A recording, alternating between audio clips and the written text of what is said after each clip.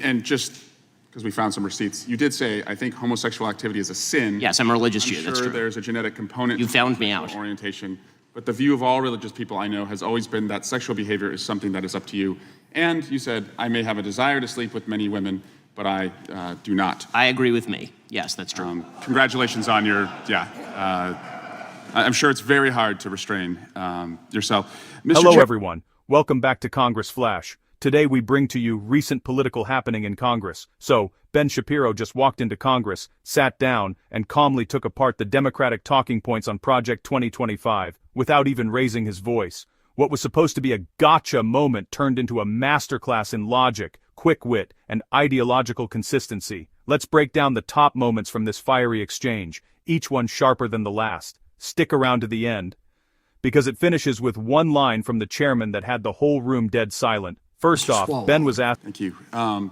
Shapiro, thank you for joining us today. I think it is important that you're here as one of the leading conservative voices in the country. And the country has, in the last couple weeks, talked a lot about and Googled Project 2025. It's one of the most Googled search terms right now.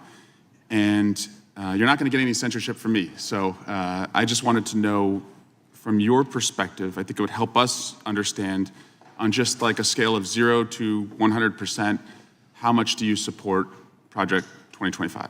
I think, like President Trump, I haven't looked all that deeply at Project 2025, but it seems that Democrats on this committee, sort of like Peter Pan and Tinkerbell, if they say Project 2025 enough, their presidential candidate becomes alive again. And so, well, let's just talk about pieces of it, and I guess you can tell me if you support it. You probably want less bureaucracy, right? I do. I want less bureaucracy. You want more efficiency? I do. I want more efficiency. You want taxpayer money spent wisely? I do. Congrats on becoming a Republican. Yeah. Yeah. My parents would be proud. Mass deportations, it calls for that. Do you support that part? I support the deportation of any illegal immigrant who's in the United States who is not of benefit to the generalized American public. So if they're picking agriculture that puts food on the tables of everyday Americans, they've never committed a crime inside the United States, they didn't come across with documents, should they be deported? If they have not paid taxes and if their draw on the taxpayer benefits are larger than the contribution they are making to the economy, or if they're involved in criminal activity, they should be deported. How do we measure that? The same way that the IRS measures my income every year. It seems like if the IRS can track down every aspect of every receipt that I've ever submitted, and they can do so for hundreds of millions of other Americans, they can do that for illegal immigrants as well, except for the fact that no one knows how many are in the country thanks to this administration. So you would be cool with creating a system where they could pay those taxes if they wanted to, and then stay and work and put food on our table? It depends on how long it would take for them to pay the taxes, and they would also have to go presumably to the back of the line, although I'm not sure why I'm testifying about immigration policy at this point. How about banning the abortion pill? That's part of Project 2025. Do you support that part? I think that that's a state-by-state issue on a personal level. I'm just asking you. Sure, I'm a fully pro-life person, which means that I'm not in favor of the distribution of the abortion pill. Banning same-sex marriage, what about that part? I am in favor of traditional marriage between a man and a woman, and I'm perfectly fine with anyone having any sort of voluntary sexual arrangement they seek. That's a different thing from whether the government should attach benefits to that personal relationship. First off, Ben was asked if he supports Project 2025, a question designed to back him into a corner. His answer? Classic. He says he hasn't read every page, just like Trump, then drops a line about Democrats treating the plan like Peter Pan and Tinkerbell, hoping if they say it enough, their campaign comes alive. Even the room had to laugh at that one. Then came the part about bureaucracy. The congressman rattled off Republican values like less red tape, smarter spending, more efficiency. Shapiro agrees with every point. The Democrat responds, "Congrats on becoming a Republican." But you think it's a sin to have same-sex marriage? I mean, I'm confused. Are you asking me as a religious Jew what I think about biblically? I'm just asking, is it a sin to be gay? Is it a sin to be gay? I mean, how long do we have here? 2 minutes? I mean, if the basic idea is that sexual orientation is up for government regulation, I'm not in favor of the government regulating the private consenting sexual activity of adults. That is a different thing, once again, from whether the government ought to engage in actual benefits for particular sexual arrangements that adults make. But again, just you to me, is it a sin or not? From a religious Jewish perspective, orientation is not a sin, but activity is. That's also the same perspective of most major religions, so far as I'm aware. Okay. And how about cutting Social Security? Do you support that part of 2025?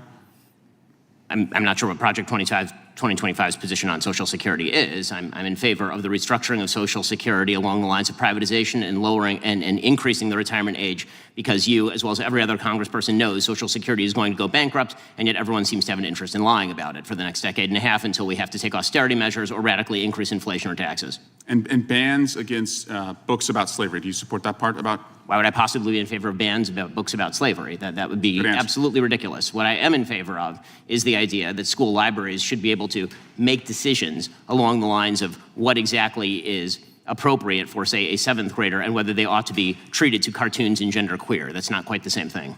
And just because we found some receipts, you did say, I think homosexual activity is a sin. Yes, I'm a religious Jew, that's sure true. There's a genetic component. You found me out. Orientation. But the view of all religious people I know has always been that sexual behavior is something that is up to you. And you said, I may have a desire to sleep with many women, but I do not. I agree with me. Yes, that's true. Congratulations on your, I'm sure it's very hard to restrain yourself. Mr. Chairman, I just want to shift to Alvin Bragg. He was supposed to be here this week, and he's not coming. And Hunter Biden was supposed to testify. Now he's not testifying. We were supposed to have votes on articles of impeachment, and we didn't. And again, we're just wondering, you guys write great press releases, but the payoff seems to never come. And so I guess we will keep waiting, and we'll do hearings like this. And finally, Chairman, you cannot yell fire in a crowded theater, and that's a restriction on speech, as you have recognized before. But you can yell theater in a crowded fire, and you all can continue to do that all you want, and we'll just waste the American people's time. Gentleman's time has expired, and I remind him of the first rule of holes. When you're in one, stop digging. That backfired hard. Now, let's talk immigration. Shapiro says yes, illegal immigrants who harm the economy or commit crimes should be deported, but he adds nuance. If someone is picking crops, not breaking laws, and paying taxes, there's room for conversation. He even points out how the IRS can track his receipts to the cent, so why not undocumented workers? That logic hit different. You could hear the tone shift. And here's a quick pause. If you're finding this breakdown helpful, smash that subscribe button. I cover political hearings, debates, and viral moments without the spin. Let's get back to it. Next up, the usual checklist: abortion, same-sex marriage, religion. Shapiro stays steady. He's pro-life, yes, but says abortion restrictions should be left to the states, no federal overreach. On same-sex marriage, he separates religious belief from policy. As a religious Jew, he believes traditional marriage is between a man and a woman, but he doesn't want the government interfering with private relationships.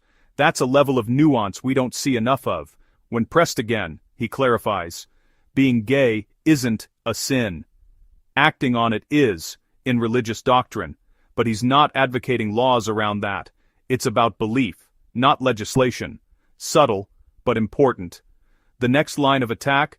Social Security. The Democrat tries to catch him supporting cuts. Shapiro says the real scandal is pretending the program isn't going bankrupt. He calls for raising the retirement age and possible privatization, real solutions instead of political theater. Then, book bans. The Congressman claims conservatives want to erase slavery. Shapiro laughs it off. He says what's actually happening is a debate about whether explicit sexual content belongs in middle school libraries. That's not banning history. That's age-appropriate content curation. By the end, Democrats were clearly frustrated. The back and forth had turned into a one-sided chess match.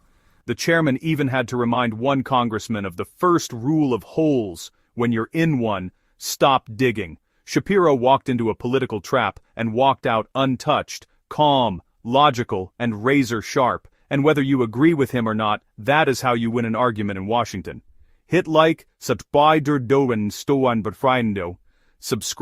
and turn on the bell if you want more straight-up political breakdowns without the echo chamber. I'll see you in the next one.